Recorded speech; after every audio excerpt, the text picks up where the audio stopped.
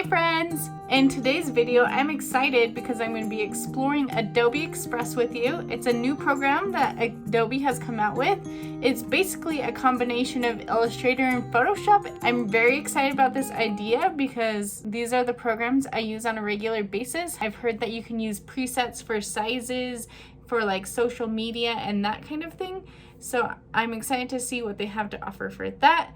I recently have been using Canva a lot for this type of thing, for YouTube thumbnails, for social media posts, and other simple things because it's just simply faster. However, Canva is very limited and is for novice beginner level, and so I like the idea of Adobe coming out with this program where I can use features that are more advanced that I'm used to from Photoshop and Illustrator. This seems like it could be exactly what I've been hoping for, so let's go ahead and see what we think of Adobe Express.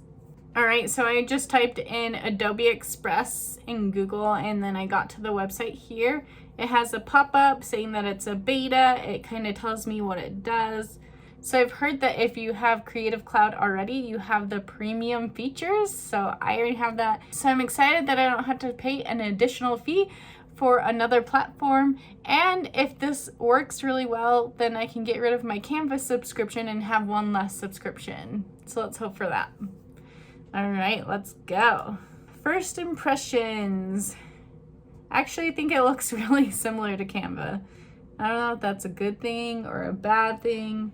Okay, at first we see a search bar at the top. Looks like I can search all my libraries, photos, templates.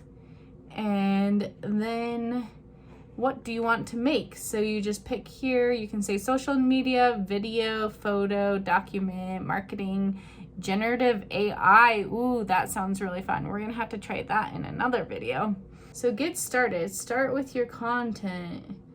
Instagram photo. So it has all these templates, which is awesome. Text to image. Generate images from a detailed text description. Okay, that just sounds too fun to not try. Let's say an ice cream pizza on a boat. Will that do that? Let's try it. That's hilarious. Not quite what I was imagining. I guess it is kind of though. So this is pretty great. This has an image of a boat on some water and ice cream, many flavors stacked up, and then it has, looks like tomato or pepperoni on the ice cream. So that's really funny. That's interesting. I'm gonna have to keep playing with that sometime. Okay, let's refocus here. We're going back to the home page. Text effects, styles, or textures to text with the prompt. Oh, so you can do all sorts of fun things with these images. Oh, I'm so excited. Why did I wait so long to try this? Remove a background. That's a really big deal. That's a feature I use a ton in like my YouTube thumbnails, and it's just faster to be able to have the AI generated do it instead of me having to do it. Even though I totally know how to do it, it's just faster. You can resize images. Okay. This does converting of images to different file types.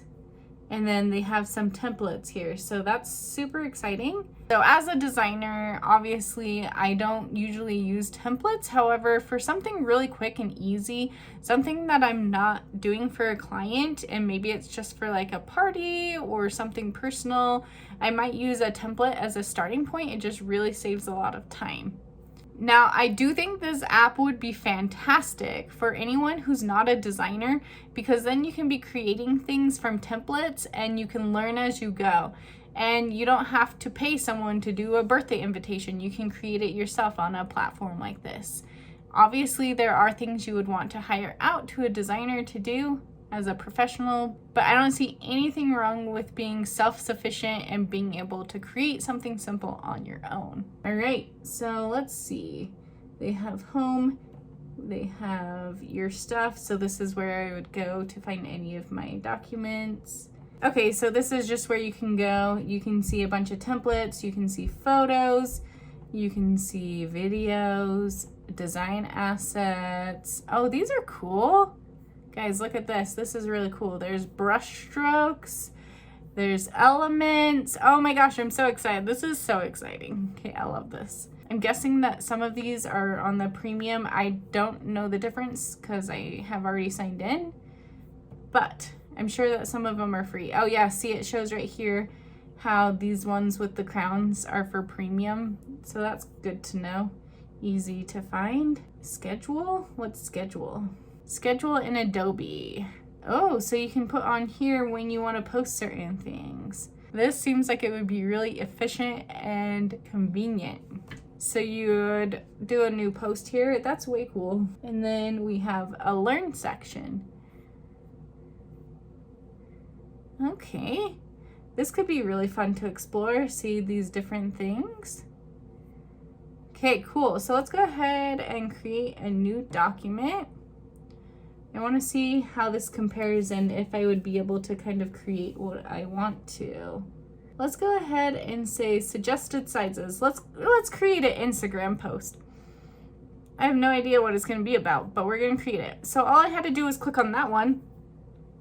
And now I have a blank square document that's the right size for pixels for the Instagram post. And I don't have to figure that out on my own. I could, but that's really nice. So I have a library of images here, templates. Let's look at these templates. So I could just pick any one of these. Let's click on this one that is like a quote. Maybe we could do a fun quote. So one thing I will caution you from looking at these different templates and stuff is the people who are creating this don't necessarily have to pay attention to accessibility or anything. So this template I just chose has horrible color contrast. This purple color that they're using for the text is just vibrating with this yellow color. So you have to keep in mind that you would have to play with the coloring and everything to make it work so that it's accessible. Oh wow, that's really cool. They have suggested fonts. Okay, this has a lot more features, I feel like, and is a lot more easy to use. Okay. Oh, that's cool. So decorative things here. Ooh, I love that. I like me some lines. That's way cool. I don't even know how I got to that, you guys. How did I get to that? I clicked on this text and then I scrolled down and it had some effects that went with it. I think I found it in the shapes. So that's fun. Oh no, now I lost what I had before. Okay, I'm gonna find that because I think it's cool. There we go. Okay, so then you can kind of play with the shape size and the opacity. That's cool.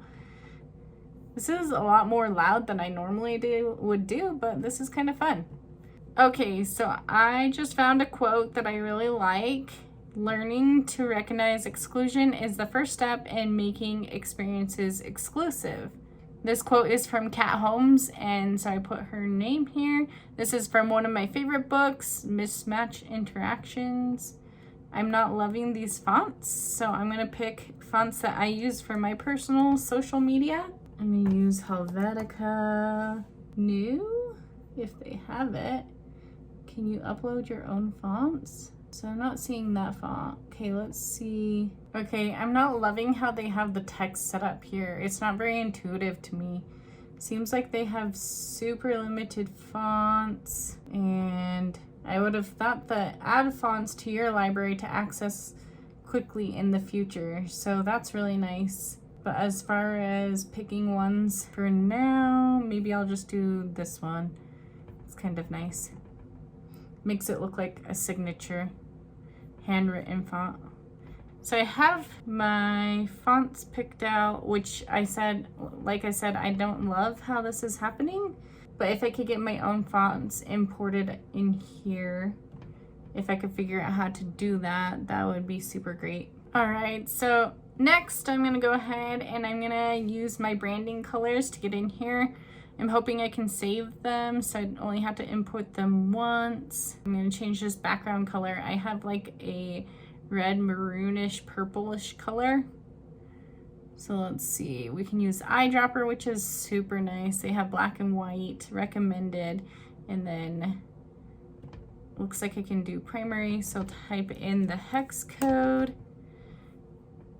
Awesome. looks like I can then add that to my library. Okay, so I also have this color. I'm going to input here the hex code. It's like a green. And I'm gonna add that color. You guys, this is all a total learning experience. I haven't used this platform at all. So anything I'm doing, I'm just showing you all my mistakes. So you can change the corner radius, you can change the thickness of the border. That's all really cool. Ooh, you can pick color themes. That's really fun. I'm not seeing very many that right off the bat looks accessible, but that's okay. You can make them accessible. I'm gonna exit from that. Okay, I'm not seeing anywhere that you can change these yellow rays that I added as an effect. Maybe if I go into here, oh, here we go. Okay, so if I change this in here, I can change the color. So I'm gonna type in that hex code. However, that's too dark, so we're just gonna do a tint of it. So I'm just gonna do a super light tint of that yellow that I use for my branding. And then I'm gonna pick for the text, I'm thinking black. And then I'm thinking for the shape here, let's hope I can change the shape. Can I change the shape color, please? Please, please, let me change the color. I might not be able to. It looks like it's an image, not, oh, I assumed it was an illustration, like a vector illustration. So just looking around to see if there's anything I can do about the color, because I really don't want this yellow. You can change the saturation and the warmth. So it says it's an image. What does this do? Add to brand or library. Oh, change color. Oh, is that for the text? What is happening? Nothing, nothing good. Okay. So I think what we're gonna have to go and do, oh, effects, duotone. Oh, interesting. So it's playing around with the color, but maybe I was wanting it to be white. So can we kind of play with that? Wait, what just happened? I don't know what just happened. I clicked on custom, I guess. Highlight. I want that to be white. I just want it to be white. Okay, well, somehow I made that happen. That's cool. Okay. So I think it's an image, so I kind of did it in a roundabout way only because it's white. It'd be really hard to get an accurate color if you wanted an accurate color, like a specific color for it. But I want this stuff to be in the front, so let's see how easy it is to change that. Because I don't like how only this one is kind of in the front. So let's see. How do you change the position of things? Can I right click? Nope. Arrange, like is there any, what's this? Oh, what is this? Oh, you know what? I think it's not gonna let me do that because this effect is added on this text. Yeah. So unless I move the text, I won't be able to. This is cool though. This shows the different layers and you can move them around. So that's really helpful. This one's now kind of touching because I moved it. So I guess I'm just gonna have to stick with it because it's this. Okay, so this is an example of one time when it would be super helpful if I was just using straight up Illustrator. I would have created this graphic myself, but I definitely could make it look more like I want it to look, if that makes sense. It's always hard when you're first using a program that you're not used to. Oh, shapes could work. Okay, let's do a rounded rectangle and just kind of stick it right there. And then we're gonna just, this is totally janky and not something I would ever normally do, by the way, ever. Never. But for the purposes of the limitations of this, the fill needs to be white. And the border, my bad, duh. I don't need a border. Okay, you guys, I cheated the system. I covered that up with a shape. Only because it was an easy option. Never do that though. That is not good design practice. Not at all. Don't do what I did. All right, so here I have a Instagram post. So you just saw me use Adobe Express for the first time. I was hoping this would have a lot of the features that Illustrator has, but it really doesn't. It doesn't have the pen tool. It has shapes, but you're limited in what shape you can do. You can't really draw your own organic shapes from what I can tell. I would have to play around with it more. Yeah, it's definitely more limited, but it makes sense for fast, quick designing things. But I would not want to use this consistently, especially for client projects. I would never recommend someone use this type of program for that. But I do think this app is awesome, and I'm glad they came out with it. I think there's a time and place to use this. Let me know in the comments below, have you ever used Adobe Express, and what is your opinion on the program? I hope that you all have a fantastic week, and I will see you in the next one. See ya!